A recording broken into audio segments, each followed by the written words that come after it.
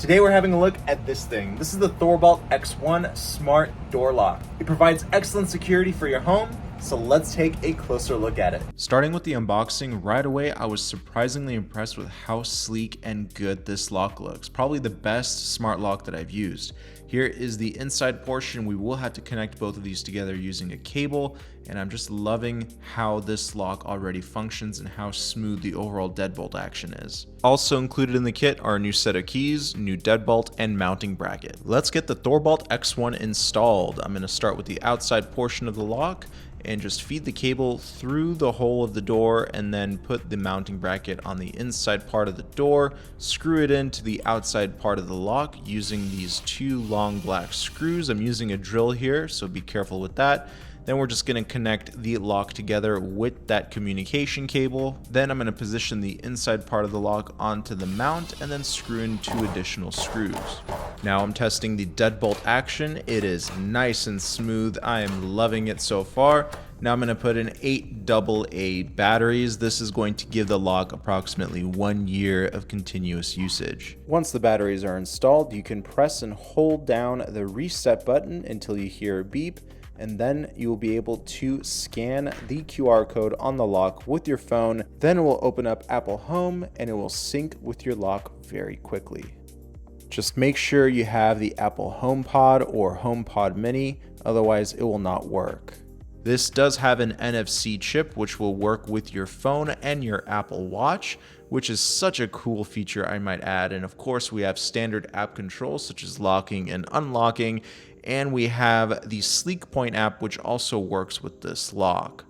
And we're going to add a fingerprint to this locking system. You can do this with any user that's added to the lock. So I'm going to add my name and my fingerprint simply by tapping it on the fingerprint sensor 6 times while it scans all the lines on your finger. I do recommend using your thumb. Traditional fingerprint locks are usually a lot slower than this one. This one, as soon as it scans your finger, boom, the deadbolt opens up very quickly. The next thing you should set up is the auto locking feature. The lock will automatically lock itself after a certain amount of time. I think about 30 or 40 seconds is good.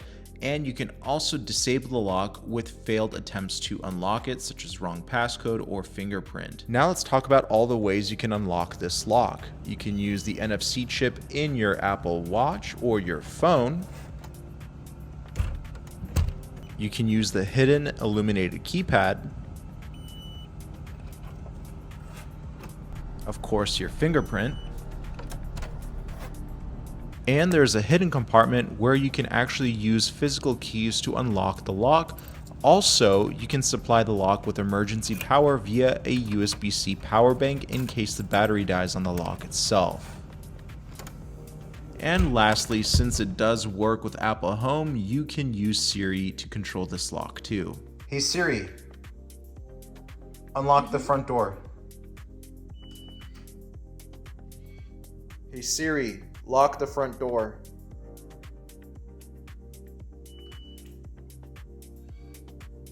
A question you might be asking is, why doesn't this lock have a Wi-Fi chip? Well, that's because Wi-Fi sucks a lot more power than using, let's say, Apple HomePod or the Thread network, which is what it solely operates off of. And with that being said, Thorbolt gives this lock 1 year of continuous usage on those 8 AA batteries.